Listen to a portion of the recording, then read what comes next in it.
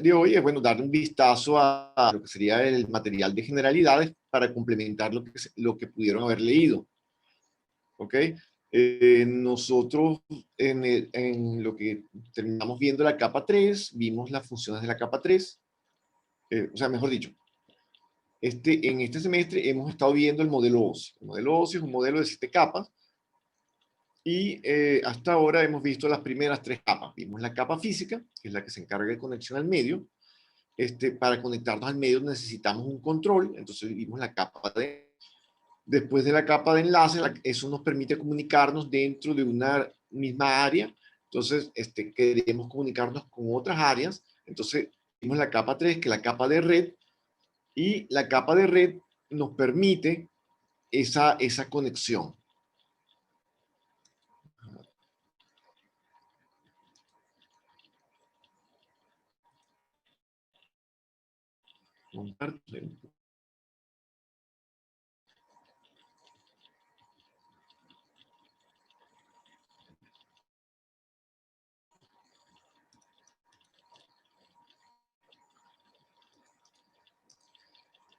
¿Ok? Esto es un poco lo que hemos visto hasta ahora. Este gráfico lo describe. ¿Ok? Hemos visto, fíjense que aquí en el centro tenemos primero la comunicación, tenemos la capa física, que son los medios que conectan todos estos dispositivos. Después tenemos la capa de enlace, que permite conectar en lo que sería la misma área donde hay medio. Después tenemos la capa de red, que nos permite conectar dos hosts o dos terminales que no están sobre la misma red. Y por último, tengo aplicaciones. Estas aplicaciones generan procesos y esos procesos se tienen que comunicar a través de. Entonces, esa función no le pertenece a la capa de red, sino pertenece a la capa de transporte. Porque en el modelo OSI, tal como lo decía en las primeras láminas que vimos al comienzo del curso, el modelo OSI es un modelo donde cada capa tiene una función específica. La capa 3, la capa de red, simplemente tiene la funcionalidad de llevar los mensajes entre dos hosts que se están comunicando, o dos máquinas, o dos dispositivos que se están conectando. Ahora, esos dispositivos pueden tener comunicaciones con más de un dispositivo o con uno específico. Y entonces, ¿quién controla eso? O sea, ¿cómo controlamos que el mensaje llegó bien de un lado a otro? Bueno, eso es función de la capa 4, que es la capa de transporte. Entonces, en esta gráfica, fíjense que estamos diciendo que en cada uno de estos hosts hay unos procesos y que esos procesos se comunican con otros procesos en el host origen, por ejemplo, en la izquierda, comunico la derecha, mando información.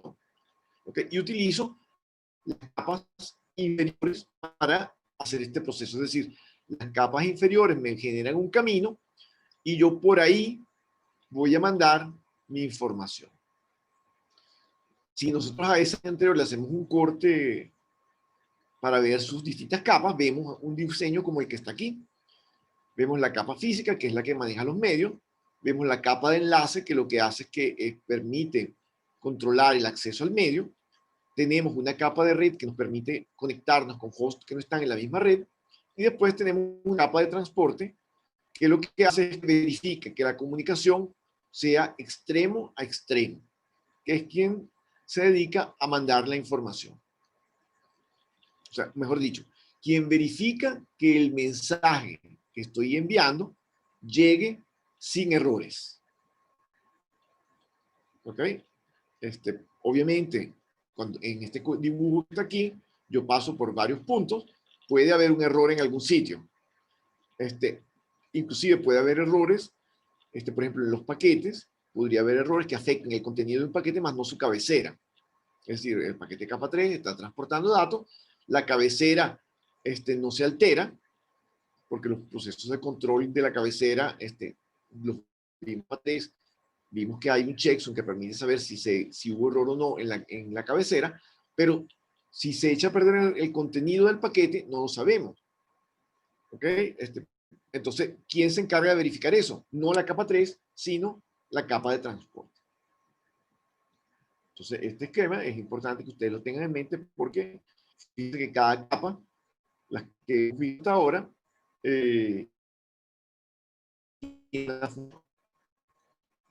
si estamos, hay procesos que se comunican, en el mundo de los datos, nosotros podemos tener varios procesos en curso, dependiendo de la máquina que tengamos, y esos procesos se pueden estar comunicando con distintos servicios que tengamos en la red, en algún sitio, y entonces todo se hace simplemente.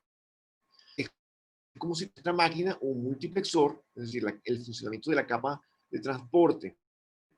Pero un multiplexor, yo tengo una cantidad de procesos N, ¿ok? Que los voy a mandar todos por un solo flujo hacia sus distintos destinos, donde hay multiplexores en el destino que reciben distintos procesos y simplemente los entregan. Fíjense que ese proceso, entonces si yo tengo procesos que se conectan a la capa de transporte, ¿ok? Digamos, nosotros hasta ahora hemos visto algo así como que los paquetes llevan una identificación, pero y van a la capa de enlace, si estoy transmitiendo. Y entonces en la capa de enlace los paquetes se convierten en tramas. ¿Qué ocurre? Aquí tengo distintos procesos que están en las capas de aplicación y se tienen que comunicar a la capa de transporte para poder transmitir. Entonces, ¿cómo se conectan? Entonces, eso implica que necesitamos generar algún otro tipo de información en esta capa para poder permitir esa conexión. Entonces, ¿qué es lo que hace? Digamos, yo tengo que identificar las conexiones y lo que se asumió es decir, bueno, yo necesito un punto para, entonces, punto de conexión para el intercambio, lo más parecido en el mundo físico a eso, un punto donde puedo subir información y bajar información, es un puerto. Un puerto, si yo les hablo de puerto, cuando yo menciono puerto, lo que me acuerdo es un barco parado en algún sitio donde el barco saca una mercancía, la entrega y se le carga con otra para que él lo transporte y lo lleve a algún sitio. Entonces, el concepto de puerto es exactamente eso, es un punto de intercambio. Entonces, ¿cómo lo identifico? Bueno, vamos a asignarle una cantidad de bits al número de puertos. El número de puertos está definido con 16 bits. Esto me da 65.536 bits posibles. ¿Qué ocurre? Fíjense que, por ejemplo, en esta lámina que está aquí, tenemos que alguien se comunica del puerto 52.000 y va al puerto 13 en algún sitio, que es donde le van a atender. Entonces, se crea una palabra que podemos decir, digamos, el cliente, que es el que está en el host origen, se quiere comunicar al servidor, que es el host destino, para intercambiar datos.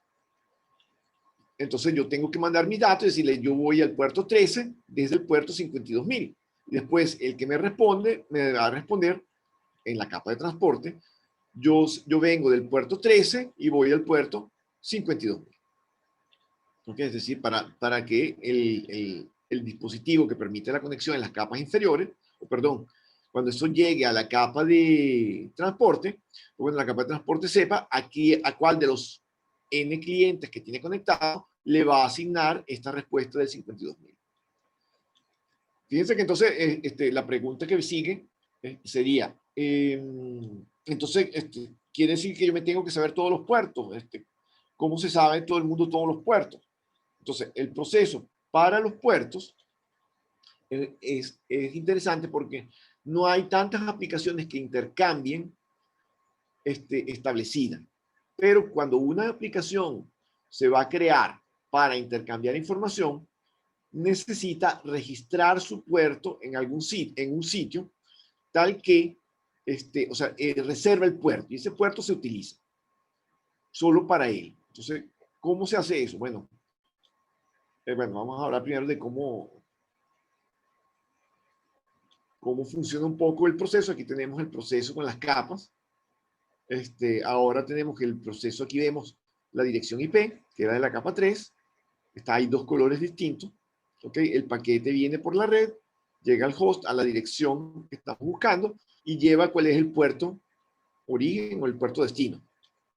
Y entonces, el host, una vez que identifica que el paquete es para él, pues bueno, en la capa de transporte lo conecta al puerto que es.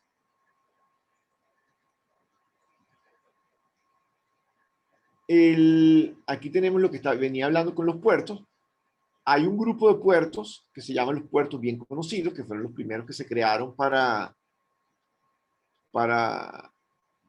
esta conexión en la capa de transporte. Y después hay unos puertos que son dinámicos. Y hay otro lote que son registrados. ¿Qué ocurre? Cuando se creó el Internet, pues bueno, había una serie de servicios disponibles y estos son los que se conocen con el nombre de bien conocidos. Posteriormente, cuando el Internet empieza a crecer la cantidad de aplicaciones que hay, hubo que registrarlos. Es decir, existe un registro que se llama IANA, Internet Assignment Number Authority, donde si yo quiero hacer una aplicación, por ejemplo, un juego, para conectarme en línea, un juego en línea, pero bueno, yo tengo que buscar un puerto que esté libre para que yo haga mi programa, de manera de que, fíjense, la dirección IP que yo use no me importa tanto, pero sí me importa el puerto. Es decir, yo puedo estar en una dirección IP que sea de Estados Unidos y entonces una aplicación que venga de Venezuela, que vaya a la dirección IP de Estados Unidos, bueno, ok, tengo que saber la dirección IP de Estados Unidos. No tengo por qué saberla, pero si hay un dominio registrado, ustedes saben que existe el servicio DNS, que lo que hace es que transforma las direcciones IP en letricas, o las letras que nosotros escribimos cuando escribimos www.uk.edu.be, eso es una dirección, pero hay un servicio que transforma eso en la dirección IP. Por lo tanto, que el problema de la dirección no es problema. O sea, con que esté registrado en el DNS de mi proveedor de servicio es suficiente. Pero cuando yo me voy a conectar a esa dirección, tengo que decirle en qué puerto voy. Y entonces ese puerto tiene que ser el mismo a nivel mundial para que mi aplicación pueda funcionar en todo el mundo o en toda esa red pública que es el Internet. Entonces, en el IANA, si yo quiero hacer eso, tengo que registrar y, por supuesto, pagar mientras yo exista ese puerto para que me quede a mí registrado. Ya, voy a cambiar de pantalla.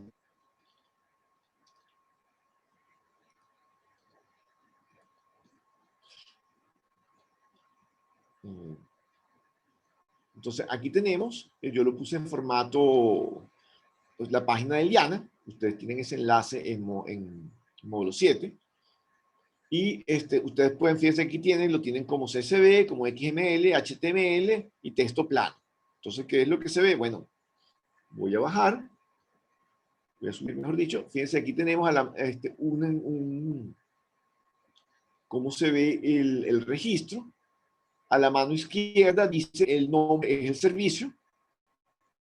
Después me dice el puerto que utiliza, me dice el protocolo que utiliza, me dice qué protocolo es, porque parece que aquí tengo una sigla, pero yo no sé para qué es. Y después me dice quiénes son los que lo tienen registrado. Y más a la derecha me dice en qué RFC puedo yo encontrar cómo se maneja o dónde está definido adecuadamente. ¿Okay? El RFC, nosotros, bueno, no sé si yo lo mencioné antes, pero en una de las organizaciones que existe para telemática es el Internet Engineering Task Force, IETF. El RFC es algo así como los estándares que utiliza Internet. Todos los protocolos de Internet están definidos en IETF. Ellos tienen una biblioteca, ustedes colocan RFC y el número, y ustedes pueden ir a ver el RFC.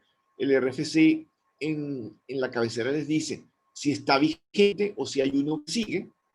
Y si afecta a algunos otros RFC, les dice cuáles son los que afectan o que tienen esa información, o sea, lo que se hace ahí influye en estos otros. De manera que si ustedes en algún momento quieren saber más en profundidad algún protocolo y conocerlo y leerlo, a ver cómo se hizo y cómo se maneja, pues bueno, pueden buscar el RFC del protocolo y profundizar en el proceso de cómo se maneja el protocolo, cómo funciona, cuáles son sus objetivos. Todo eso está escrito ahí. Por supuesto, eso está en inglés. ¿Okay? O sea, Y eso al final es lo mismo que dicen los libros. Entonces, es importante que ustedes sepan que existe esta información, porque a veces uno tiene dudas y no sabe si el libro que uno está leyendo dice está bien escrito o no, si la traducción es buena, porque eso también pasa, que las traducciones pueden no ser tan buenas, entonces uno debe ir a la fuente a leer, a ver qué es lo que se supone que debería ser, ¿okay? Porque a veces ni siquiera los libros están adecuadamente traducidos o explicados. Entonces, bueno, aquí podemos ver todos los registros. Los primeros 1024 puertos son lo que llamamos los puertos bien conocidos, y después del 1024 es que empieza a ver los puertos de aplicaciones. Es decir, si ustedes se ponen a ver, vamos a ver, lo que pasa es que no sé si me abre algún puerto. Fíjense, todavía estoy por los 200 en las primeras 6 páginas.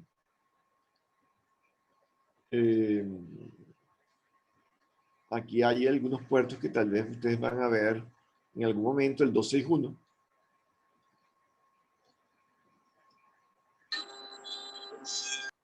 Ok, en Trust Time, fíjense, hoy en día, bueno, ustedes pueden ir viendo PDP, aplicaciones. Si podemos pasar a algún puerto que, estos al final son...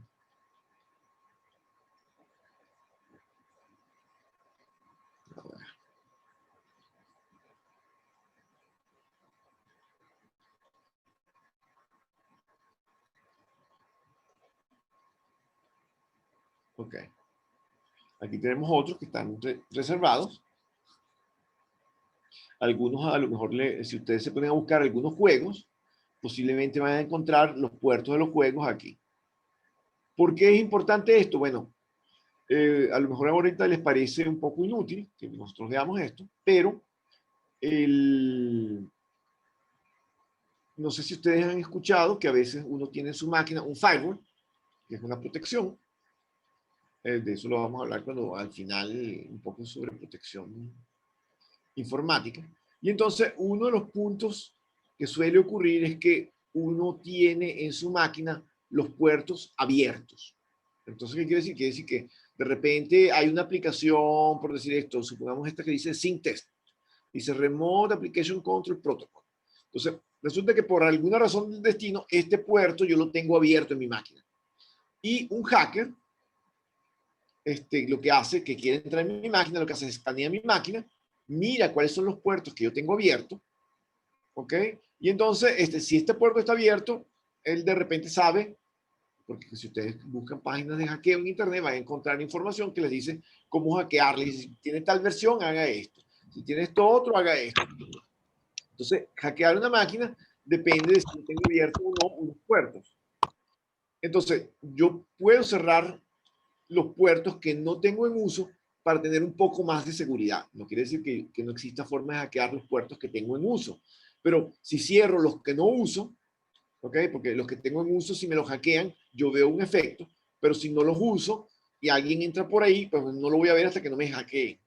Entonces, uno debe tratar de tener los puertos cerrados en la mayoría de su aplicación. A veces nosotros, en nuestras máquinas, pues la mayoría tienen Windows. Windows tiene un firewall que ustedes a veces para algunas cosas simplemente lo desactivan. Pero ese firewall que ustedes desactivan realmente no es el firewall de Windows. A pesar de eso, a veces las cosas no les funcionan. ¿Y por qué no funcionan? Porque resulta que Windows tiene una cosa que se llama herramienta avanzada de seguridad. En esa herramienta avanzada de seguridad resulta que él tiene reglas de entrada y de salida. Entonces, desconectar el firewall no elimina el control de las reglas. Y en esas reglas, eventualmente los puertos que ustedes pueden utilizar están cerrados. Entonces, a veces ustedes tienen que meterse en esa herramienta especial y cerrar o abrir un puerto para que la seguridad funcione.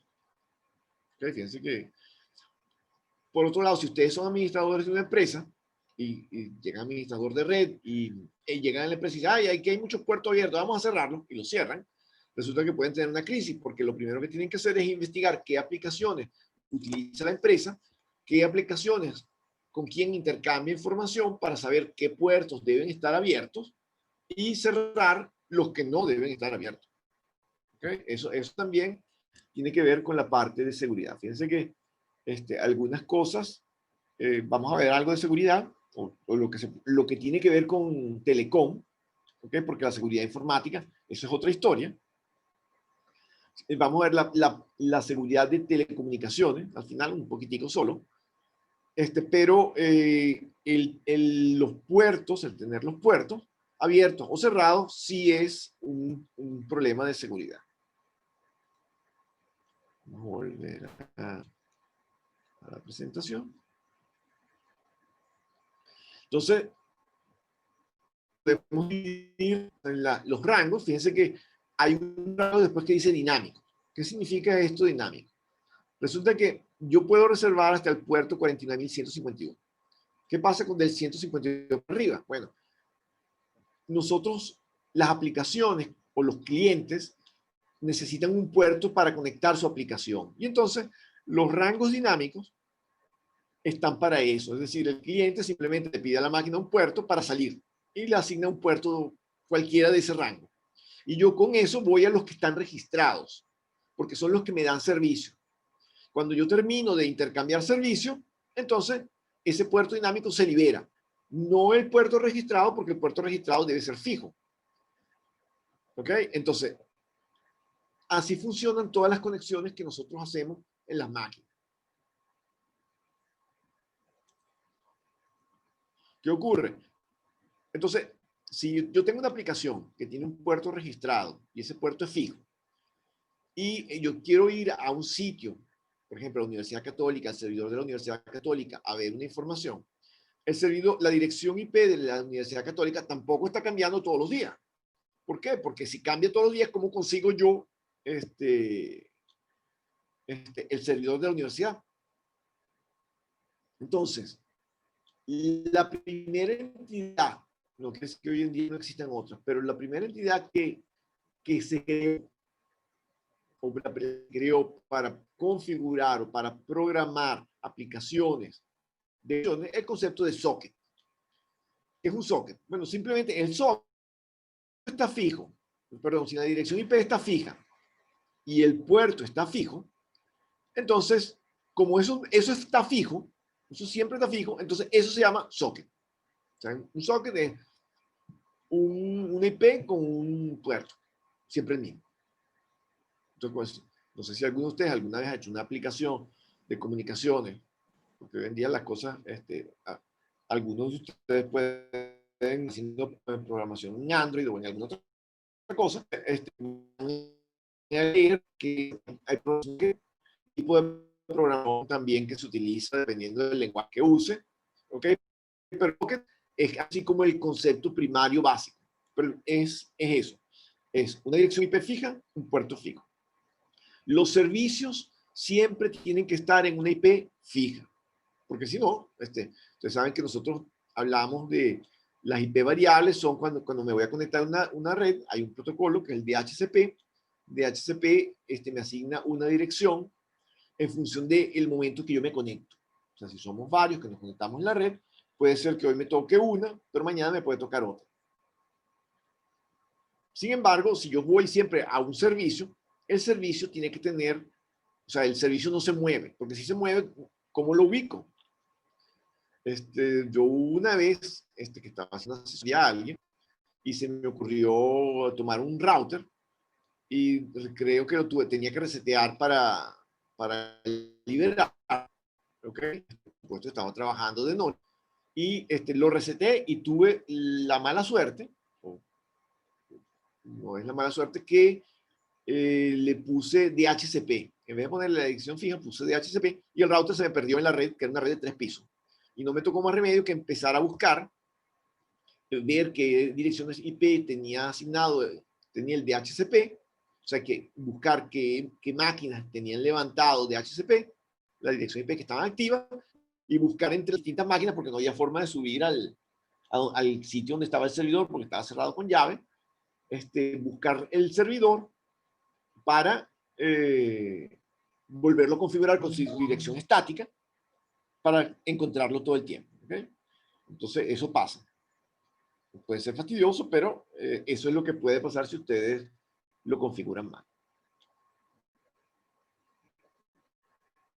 Aquí tenemos un poco una lámina que resume lo que hemos visto y lo que vamos a ver.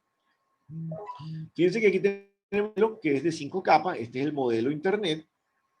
Podemos decir más o menos que las capas, las primeras 4 hasta la capa de transporte, coincide con OSI. Y la diferencia del modelo OSI al modelo Internet es que las capas que están por encima de la 4, para efectos del modelo Internet, se llama capa de aplicación. Es decir, el modelo Internet fue creado por los americanos, los norteamericanos. Entonces, quiere decir que no usamos el OSI. Bueno, en cierta forma son equivalentes, porque simplemente los americanos lo que hicieron fue, dijeron, bueno, todo lo que corresponde a tu capa 5, 6, 7, bueno, esa es la capa de aplicación. Punto. O sea, yo lo veo en mi aplicación, tengo considerado eso. Lo demás sí es aproximadamente igual. En la capa de red vemos que hay, o sea, lo que vimos primero en la capa 1 y la capa 2, que es la capa física y la capa de enlace, vemos tecnología subyacente LAN o WAN. La capa física son los medios, la capa de enlace es el control de esos medios. Entonces, yo voy a preguntar sobre eso, una capa de red.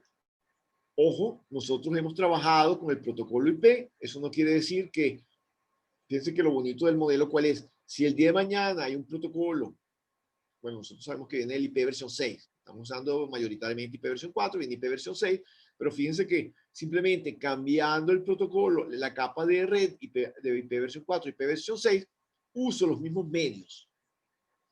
Es decir, si yo cambio el protocolo IP algún día y en vez del IP se llama, no sé, Connex, entonces simplemente yo tendré una capa de red con el protocolo Connex conectada a los medios. ¿Ok? Entonces, porque lo que es el control del medio lo sigue llevando a la capa de enlace y eso no me afecta a la capa de red. Entonces, puedo intercambiar las tecnologías y mantener el mismo esquema de datos para transmitir datos. Aquí en la capa 3 vemos otros protocolos. En la parte inferior derecha dice ARP y RARP. Si ustedes leyeron el material de la capa 3, van a saber que ARP es el protocolo que les permite averiguar la dirección física de una máquina. El RARP hace lo mismo, pero inverso. ¿Ok? Eso es para efectos de poder crear un enlace para transmitir. Y CMP es el protocolo para probar conexión. Ustedes lo han visto en el laboratorio, es el protocolo PIN. Y el protocolo IGMP es un protocolo para manejar grupos, utilizando la capa 3, es decir, para multidifusión. Eso es, si yo quiero enviar un mensaje de uno a muchos, entonces uso IGMP. En la capa de transporte nosotros vamos a ver 3 protocolos. En general vamos a trabajar con 2, que son TCP, UDP. SCTP es un protocolo un poco más nuevo. ¿Qué ocurre? Vamos a hablar un poco histórico. En la capa de transporte, sabemos que la capa de transporte se encarga de la conexión extremo-extremo. Pero, ¿cómo vamos a trabajar esa información? Es decir, ¿cómo la voy a mandar? Extremo a extremo. O sea, yo sé que el Internet me da hacia un camino, entonces, ¿cómo la voy a mandar? Entonces, hay 2 formas de mandarla. ¿Cuál es la primera forma? La primera forma es como si fuera telefonía. Voy a usar la analogía con telefonía porque es fácil de entender. O sea, en un teléfono ustedes llaman, una conversación telefónica tradicional, ustedes ocupan un camino o hay una conexión uno a uno entre las personas. Y entonces la confiabilidad está en que si los equipos mantienen la conexión, ustedes intercambian con el destinatario de la conversación lo que sea. Entonces, esa es una forma de hacer las cosas. Es decir, yo hago el camino y por ahí mando todo. Si mando todo, puedo controlar el flujo, puedo saber si llegaron errores o no llegaron errores. Puedo hacer muchas cosas a través de una conexión que tiene un camino predefinido o que yo defino antes de hacer la comunicación. ¿Qué ocurre? Ese es un criterio. Pero recuerden que el Internet nació para el caso de que me lanzan un bombazo Y entonces yo no sé cómo voy a mandar el mensaje. Entonces, hay otro criterio que dice, bueno, pero entonces yo no, yo voy a mandar, voy a tomar mi mensaje, lo voy a picar en trozos y lo voy a mandar. Y bueno, él irá por ahí los trozos dando vuelta y bueno, cuando llegue al final, el receptor lo ensambla de nuevo. ¿Ok? Fíjense que ahí no supongo camino, sino lo mando. O sea, otro ejemplo equivalente a usar los protocolos de transporte que estamos viendo es, imagínense cuando si uno se para en el pidecola de la universidad, si consigue a alguien que le da la cola. Entonces, hay dos casos posibles. El caso es que la persona viva cerca y entonces simplemente él dice, bueno, yo me voy por tal avenida, por la autopista, me salgo aquí, subo y casualmente pasa enfrente a tu casa y te baja y llega. Ese es uno. Caso no es extraño, pero puede pasar.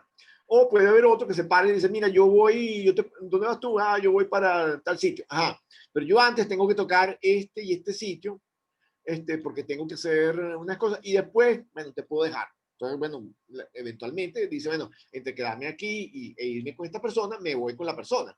Y entonces hago dos toques que no lo tenía previsto, pero bueno, llego en algún momento a mi casa.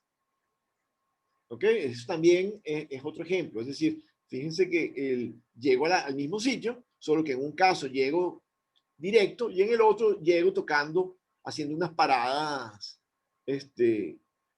que no me tocan a mí, pero bueno, había que hacerlas. Pues.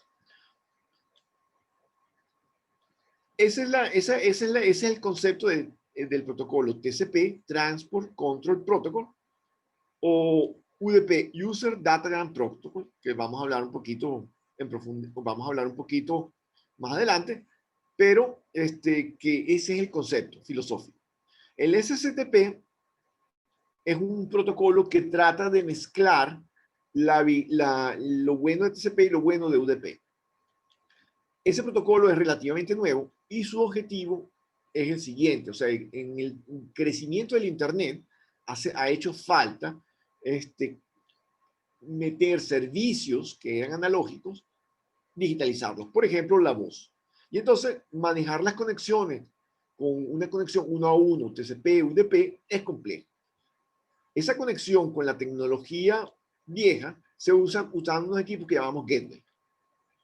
Los gateway en general, significa puerta, también pueden ser equipos que permiten conectar tecnologías viejas a la red Internet. Entonces, ¿qué ocurre? Un gateway que recibe 500 conversaciones, imagínense si tiene que crear un camino para cada una de las 500, puede ser complejo. Entonces, lo que se hace es que el protocolo SSTP permite transportar volúmenes de conexiones de una sola vez en un solo paquete. Entonces, eso acelera los procesos y reduce los retardos, que para efectos de algunos servicios son un problema. O sea, es decir, nosotros alguna vez hemos hablado de los servicios en tiempo real, pero recuérdense que el Internet fue creado para servicios de datos. Y los datos, bueno, lo que importa es que lleguen bien, no el tiempo que tardan en llegar. ¿Qué ocurre? La tecnología que se creó funciona muy bien para que lleguen, pero para los servicios, para que lleguen sin errores, pero para los servicios en tiempo real, algunos protocolos no son ideales. Por ejemplo, el protocolo TCP que genera un camino y verifica que todo llegue bien, eventualmente tiene procesos que hacen retardos inaceptables para llamadas telefónicas. O sea, cuando yo meto una conversación por ahí, el proceso puede ser complejo con una conversación. En el caso de SSTP, el objetivo es que el retardo sea lo menor posible. Y con UDP, si yo mando y se pierde algo, a veces los receptores humanos pueden completar lo que se pierda, mientras no se pierda mucho. Entonces, para los servicios en tiempo real, el protocolo UDP es mucho mejor o es más utilizado que el protocolo TCP. Entonces, vamos a ver primero el protocolo UDP. ¿Ok? Este es un protocolo no orientado a conexión. Es decir, cuando usábamos un camino o cuando no usábamos camino, hablamos de que el protocolo es orientado a conexión o no orientado a conexión. Si es no orientado a conexión, no es confiable. Es decir, yo mando los paquetes y confío en que lleguen. Si se pierde alguno, bueno, el destinatario detectará que se perdió algo y pedirá que se lo reenvíe. Y en algún momento le llegará. ¿Ok? No provee nada adicional al servicio de IP, comunicación, proceso, en lugar de la comunicación host a host. Es decir, yo mando los paquetes a la red a través de todas de las capas inferiores y cuando lo reciben, bueno, confío en que llegue. Ese es realmente UDP. ¿Por qué lo usamos? Bueno, porque es más rápido para transmisión y cumple con el concepto de Internet que habíamos hablado inicialmente, que es en el caso del bombazo, si me destruyen mi red, bueno, en algún momento el camino, habrá un camino que permita llegar al destino con la orden de contraatacar.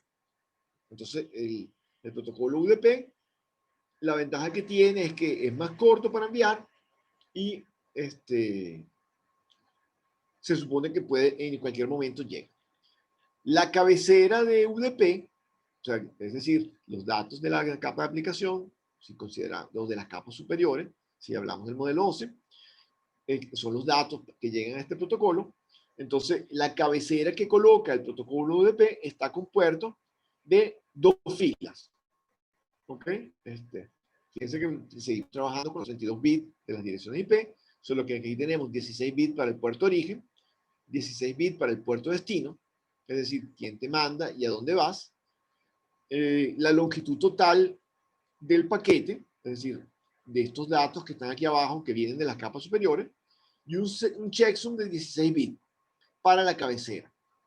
¿Qué ocurre? Si ustedes ven que tiene solo, aquí tenemos 4 más 2 son 6, un checksum de 16 bits para peorros 6 bytes, es como mucho. Entonces, ¿eso qué ocurre? Eso lo que ocurre es que ya vamos a ver un poquito más adelante.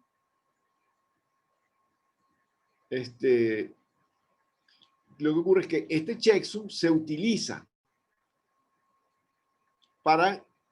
se calcula considerando la cabecera IP del paquete. Es decir, cuando llega a la cabecera IP, la cabecera tiene su checksum, pero además, cuando se coloca este checksum, se recalcula y se calcula con la cabecera del paquete que tiene. Entonces tenemos como doble chequeo. Tenemos el checksum de la cabecera más el checksum completo de la cabecera con los puertos. O sea, tenemos un doble chequeo para garantizar de que los paquetes van a donde deben ir y que lleguen al puerto que deben llegar.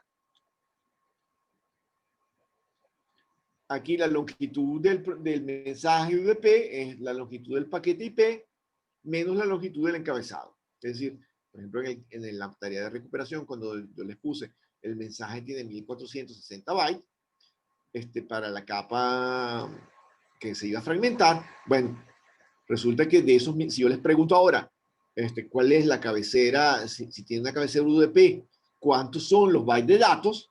Entonces ustedes tienen que a esos 1460 descontarle la longitud de la cabecera UDP que debería dársela. Bueno, ustedes ya vimos que son 8 bytes, entonces serían 1460 menos 8, y entonces esos serían los datos que vienen de las capas superiores.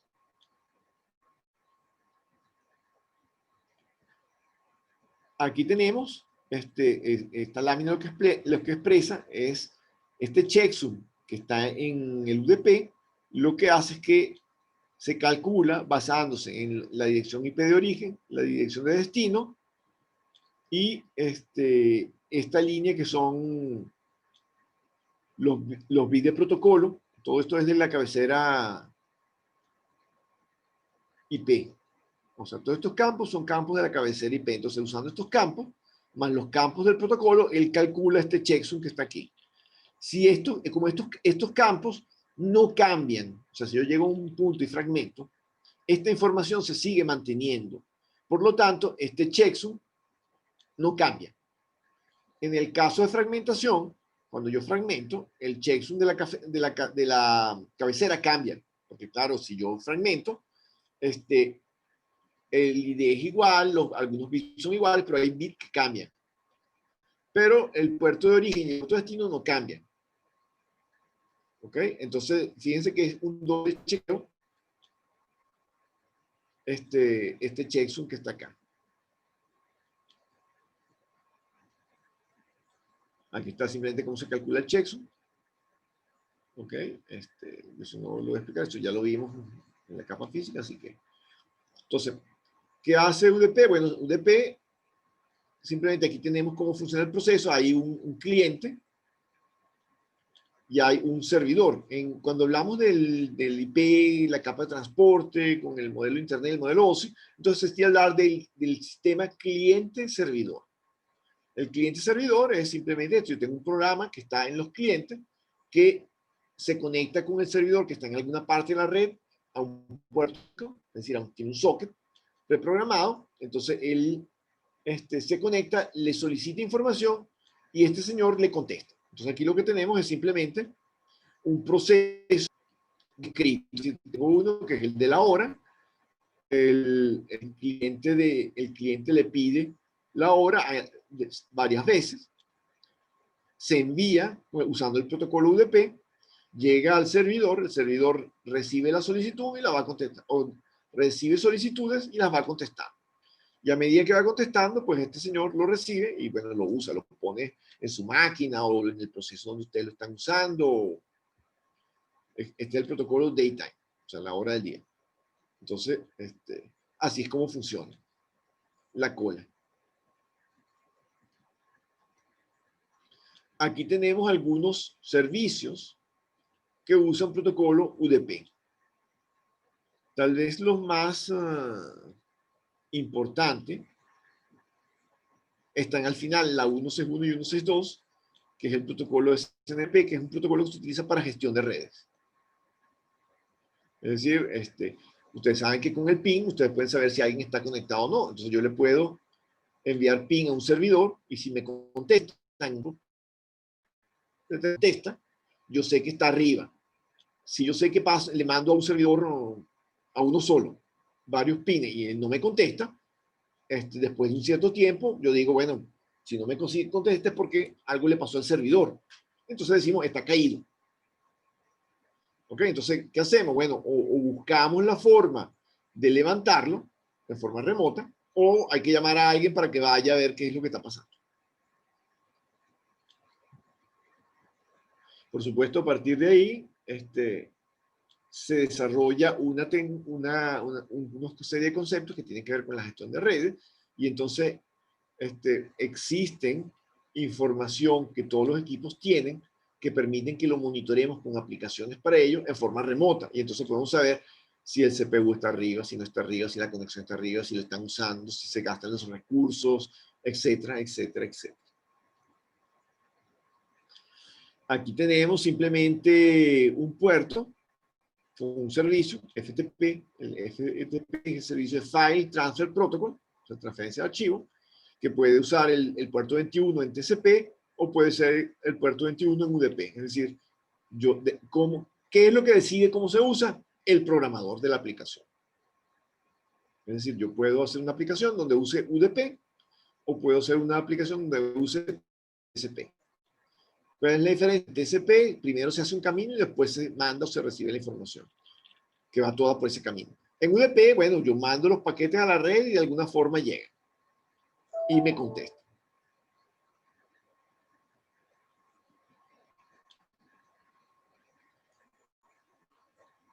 Aquí está explicando el SNP, pero lo vamos a ahondar mucho más.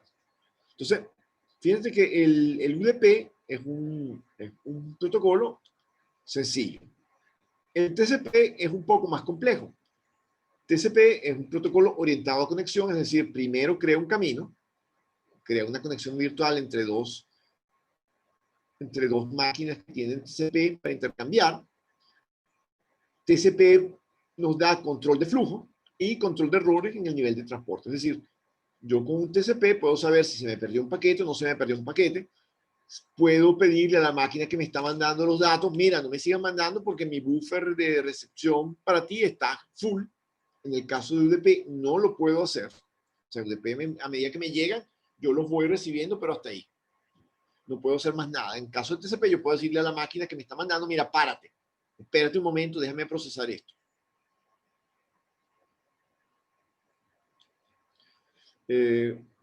Algunos de estos puertos que aparecen aquí para TCP también están en UDP.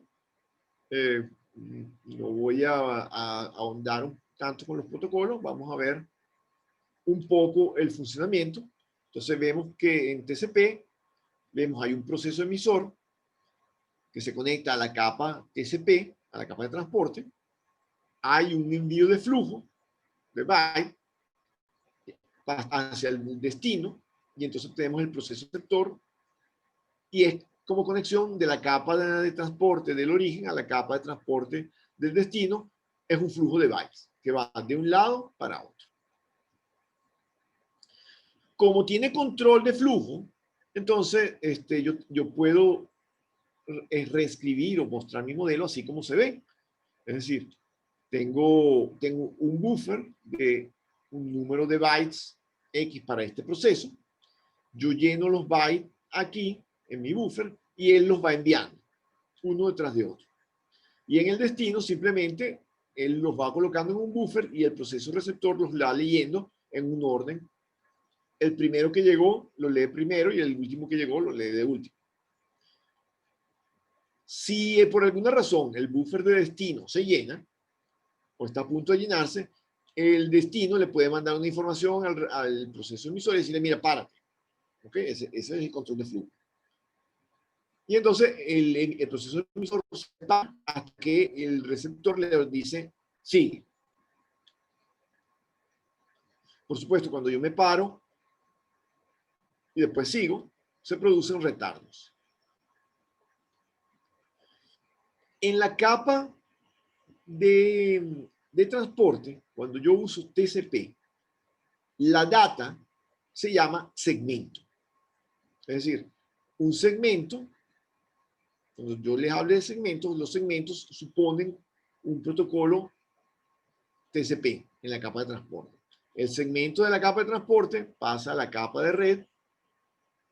La capa de red convierte el segmento en paquetes y se lo pasa a la capa de enlace. La capa de enlace toma los paquetes, los convierte en tramas. Las tramas, la capa de enlace se la pasa a la capa física toma los bits y las transmite. Los bits llegan al destino o los reciben todos, los que estamos mandando. Esos bits se convierten en tramas. Esas tramas se convierten en paquetes. La capa de red verifica si ese paquete es para él. Si el paquete es para él, lo pasa a la capa de transporte. Si no es para él, lo reenvía. Si es para él y lo pasó a la capa de transporte, empieza a pasar todos los paquetes de una determinada conversación, y es la capa de transporte, cuando tiene todos los paquetes, que reconstruye el segmento. Por supuesto, si un mensaje está compuesto de varios segmentos, la capa de transporte espera recibir todos los segmentos, y cuando los recibe, verifica que el mensaje haya llegado bien y lo pasa a la capa de aplicación o a las capas superiores. Si alguno de los segmentos tiene error, es obligación de la capa de transporte enviarle un mensaje, si estoy usando TCP, al que me lo mandó y pedirle, mira, el segmento tal llegó mal, reenvíame el segmento. Y entonces el emisor le reenviará el segmento que llegó mal. Si vuelve a llegar mal, se lo vuelve a pedir. Hay un proceso que vamos a ver después cómo funciona. Y entonces, por fin, y eso se va a hacer hasta que llegue sin errores y se pueda construir el mensaje.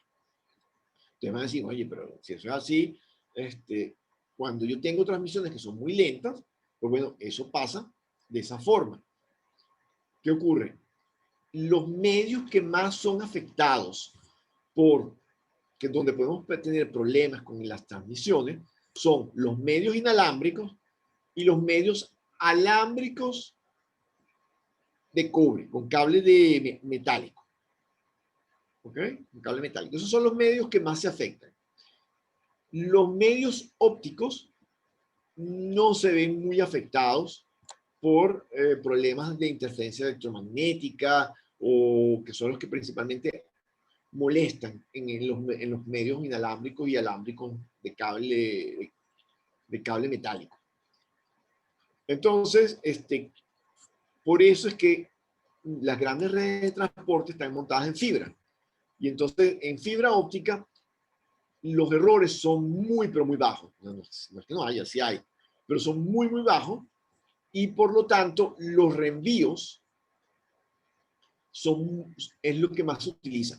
No sé si se acuerdan cuando vimos la capa física, que había una teoría que era que yo tenía que recibir el mensaje, si el mensaje tenía error, había que procesarlo para descubrir dónde estaba malo y reconstruir los bits que recibimos. Entonces, esos procesos se descartaron, primero por costoso, segundo porque la teoría que para saber si había un error era demasiado, había que procesar muchísimo, y además porque los medios ópticos no tienen esos, no se ven afectados por esos errores. Entonces, digamos que si en algún momento todos llegamos a tener una red óptica, pues bueno, vamos a tener menos errores. Además de eso, se han desarrollado otras formas de transmisión, que lo van a ver ustedes en comunicaciones, que reducen los errores en el aire. Entonces, digamos que la cantidad de errores se han ido disminuyendo, no es que no existan, pero los procesos, si la velocidad de transmisión se aumenta lo suficiente y la proporción de errores se reduce, pues bueno, podemos tener unos servicios razonablemente buenos que funcionan.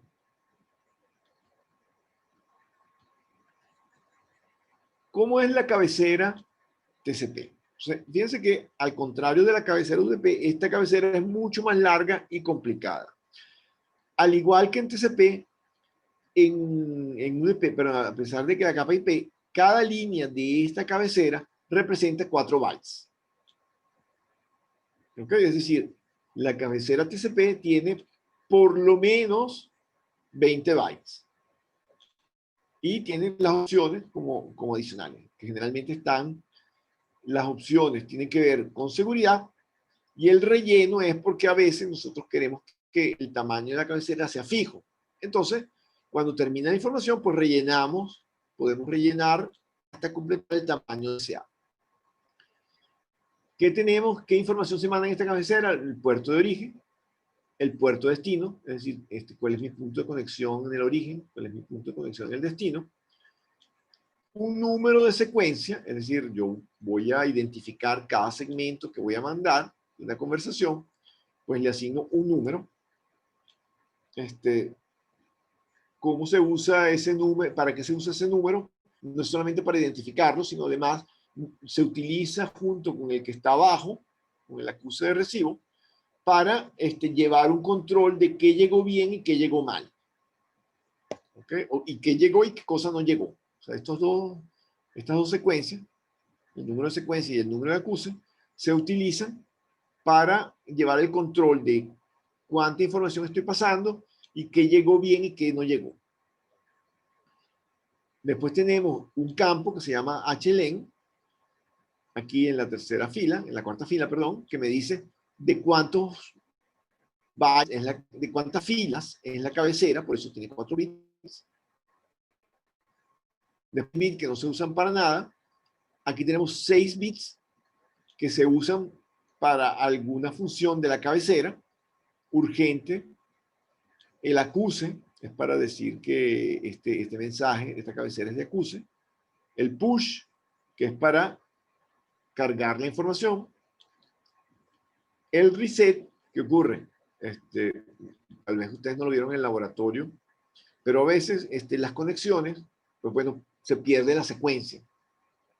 Y entonces, ¿qué hay que hacer? Bueno, hay que decir, ¿cómo hacemos para volver a sincronizarnos? Entonces, no hay más remedio que que cortar la comunicación y volverla a establecer. Si la volvemos a establecer, puede que vaya por el mismo camino como puede que vaya por otro. Porque TCP no garantiza que siempre voy a ir por el mismo camino, sino simplemente hago un camino y por ahí me voy, mando todo. Entonces, si por alguna razón me desincronizo, entonces tengo que cortar la comunicación. Y entonces el reset, que es esto, o restart, reset, lo que hace es que corta la comunicación. Si este bit está encendido, la corta. El sync significa que vamos a sincronizarnos, o sea que el mensaje se sincronizó, Y el bit fin es, bueno, vamos a terminar la comunicación. Tenemos después 16 bits de algo que llamamos el tamaño de ventana. ¿Qué es esto?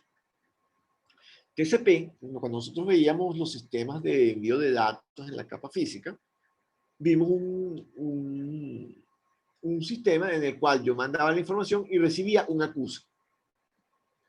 ¿Ok? Entonces, ¿qué ocurre? También vimos lo que se llamaba la ventana deslizante, que era que yo mandaba varios bytes y esperaba recibir acuse de esos bytes. Es decir, mandaba un número de bytes por delante y esperaba a recibir un acuse. Y cuando yo completaba el tamaño de la ventana, si no había recibido acuse, la volvía a mandar, y si había recibido acuse, entonces validaba todo lo que hubiera mandado hasta el momento del acuse que recibí. Bueno, en el protocolo TCP se utiliza ventana deslizante. El objetivo de eso es justamente, imagínense que yo tuviera que mandar en cada paquete un acuse. Entonces, lo que hace es que el tamaño de la ventana me dice cuántos bytes yo puedo mandar en el aire sin acuse para ir adelantando la transmisión y que se transmita lo más rápido posible, sin que eso signifique desmejorar la calidad de lo que recibo. ¿Okay? Eso lo vamos a ver un poco más adelante cómo funciona, pero el concepto de esta ventana, este tamaño de ventana, es cuántos bytes puedo mandar sin recibir acuse. Es el control de la cabecera, y el apuntador de urgencia, pues bueno, es un parámetro que se utiliza cuando el bit de urgencia está encendido.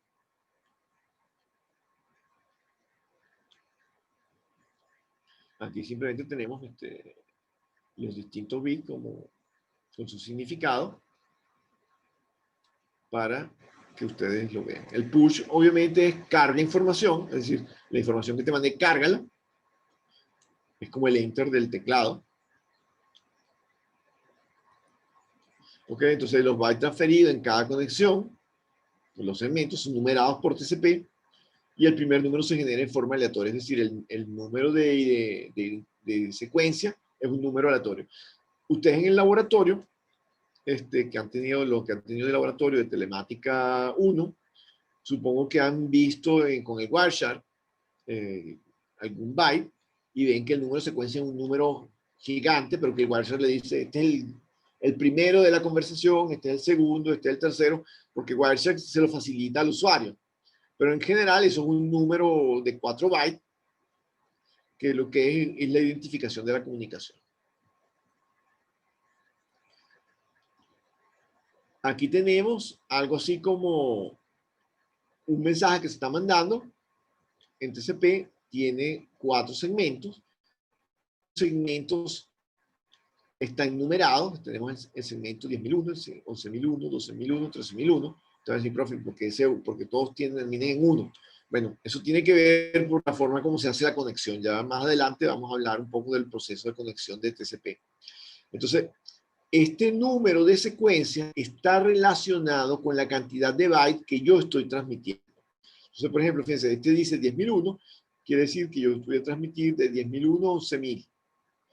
Cuando mando 11.001, quiere decir que estoy mandando los siguientes 1.000. 12.001 estoy mandando los siguientes 1.000. 13.001 estoy mandando los siguientes 1.000. Es decir, aquí, en esto que está aquí, estoy mandando 4.000 bytes en 4 segmentos de 1.000. ¿Cómo sé que son de 1.000? Bueno, veo los números de secuencia. La diferencia entre ambos me dice cuánto es el contenido de lo que yo mandé. O de lo que estoy mandando, o de lo que voy a mandar. El campo de número de secuencia de un segmento define el valor del primer byte de datos contenido en ese segmento. El valor del campo de acuse en un segmento define el valor del siguiente byte que debe recibir el receptor. Es decir, en el acuse, cuando yo le mando a alguien, por ejemplo, el segmento 10.001, el acuse debe decir 11.001. ¿Por qué? Porque así yo sé eso quiere decir 2 cosas. Primera es que recibo los primeros 1.000 bytes bien, y lo segundo que me dice qué es lo que yo debo mandar. Si, por ejemplo, yo le mandé 10.001 y recibo 9.001, o mandé 10.001, después mandé 11.001, y recibo solamente un acuse que dice 9.001, ya yo sé que el 10.001 no lo tengo. O sea, se perdió. Entonces, hay que reenviar. Fíjense que hay una forma sencilla. ¿Cómo se hace? Aquí tenemos un poco lo que sería la conexión con el protocolo TCP. La conexión se llama conexión a 3 pasos.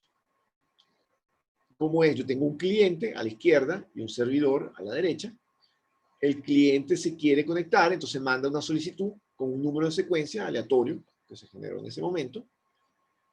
Y le manda encendido el bit de sincronismo y el bit de acuse. El bit de acuse es para pedirle que se identifique.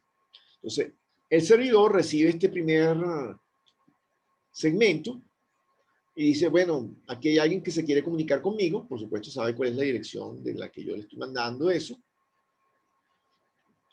Y entonces le contesta, mira, el número de secuencia para mí va a ser 15.000 y te mando acuse 8.001. ¿Por qué 8.001? Bueno, porque yo aquí no había mandado ninguna información. Y entonces el 8.001 es el siguiente byte que me vas a mandar. O sea, esta es la forma de decir a él, esto ya te acuso. Y le manda el acuse y el sincronismo encendidos también. Es decir, él se prepara para la comunicación. Y cuando el cliente recibe esto es algo así como decir, bueno, yo le pedí al servidor, mira, ¿me vas a atender? El servidor le dice, sí, te voy a atender y vamos a trabajar con el 15.000. Y entonces, ok, ya que recibí, que me dijiste, el tercer byte es, ok, para que sepa, voy a arrancar con la secuencia 8.000, te mando 15.001, con lo cual yo sé que ya tú sabes que yo recibí bien tu acuse, ¿ok? Y de aquí para abajo podemos ya empezar a comunicarnos. ¿Ok? Entonces, bueno, aquí dice pues, lo que lleva datos, lo que no lleva datos. Y entonces, aquí, esta secuencia es después de la de arriba. Entonces, él manda 8.001, porque acuérdense que la acuse anterior se había mandado el 8.001, entonces él tiene registrado 8.001 para el siguiente, la siguiente transmisión con datos que le va a mandar, y el acuse es 15.001. Y este señor le está mandando aquí, va del 8.000 al 9.000. Le manda 2 segmentos consecutivos, 8.001 con 15.001, 9.001 con 15.001. ¿Por qué se mantiene en 15.001? Porque el servidor no ha contestado nada todavía y él incrementa el número de secuencias en función de los bytes que está mandando. Este señor lo recibe y le contesta 15.001, porque este acuse 15.001 es el número de referencia que espera recibir el cliente. 10.001, porque el servidor le está diciendo, mira, los 2 de a 1.000 que me mandaste también me llegaron bien. Entonces, el siguiente que espero que me mande es el 10.001. Y él le manda a solicitud o sea, como respuesta a la solicitud de estos 2.000 bytes que pasó, el tipo le contesta con otros 2.000, por eso es que dice 15.001 a 17.000. Le manda una información, lo que le decía que le estaba pidiendo.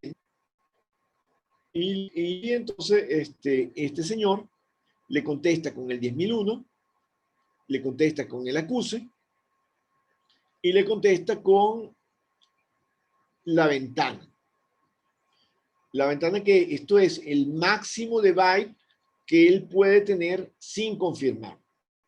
Es decir, quiere decir que el servidor le puede mandar, aquí hay 10.000, le puede mandar 10.000 bytes, es decir, segmentos, le puede mandar en su paquete de respuesta hasta 10.000 bytes. No tiene por qué mandarlos, pero hasta 10.000 sin recibir confirmación.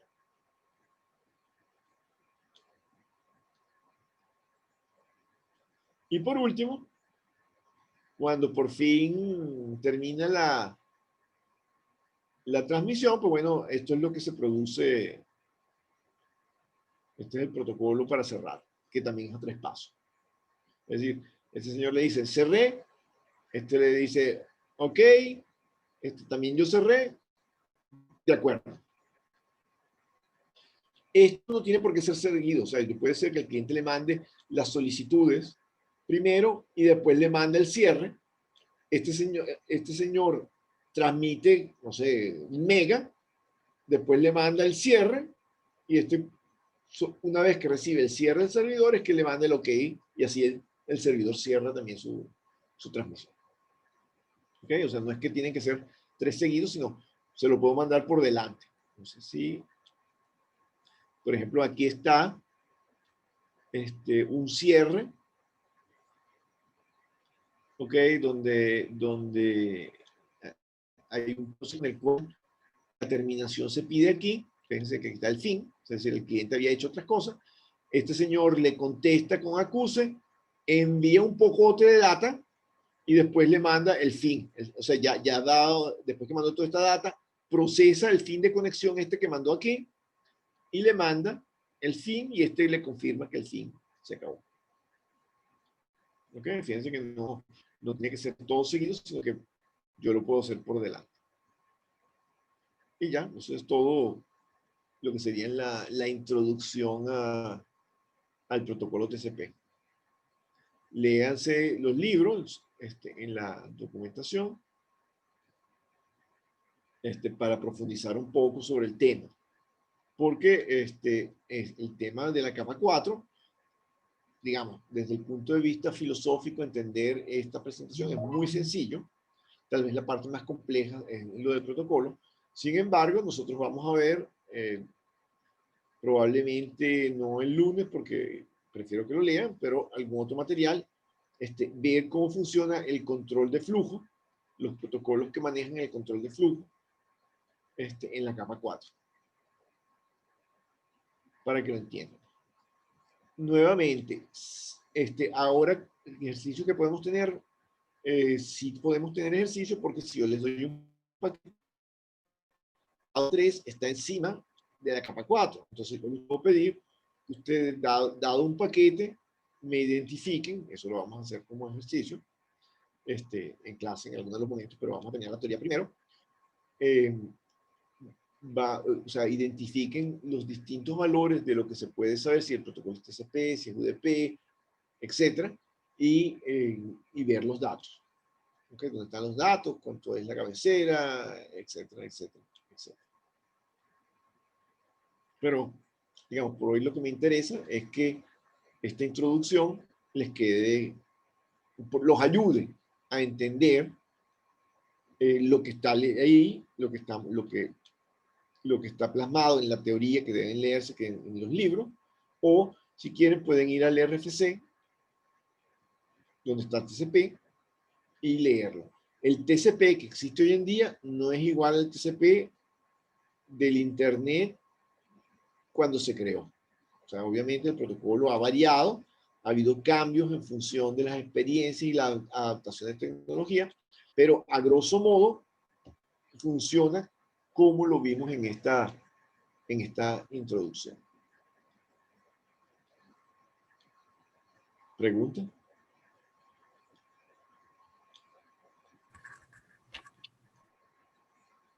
Profe, yo tengo una pregunta. ¿Hasta dónde iría el parcial? Bueno, el parcial viene más de capa 3 hasta que lleguemos a la capa 5.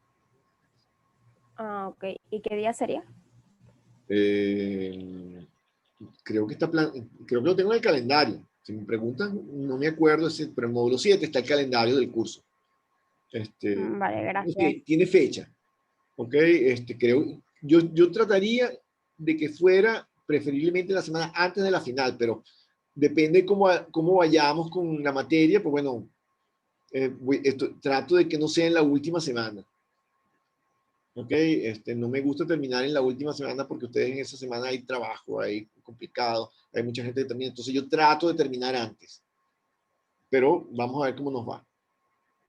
¿Ok?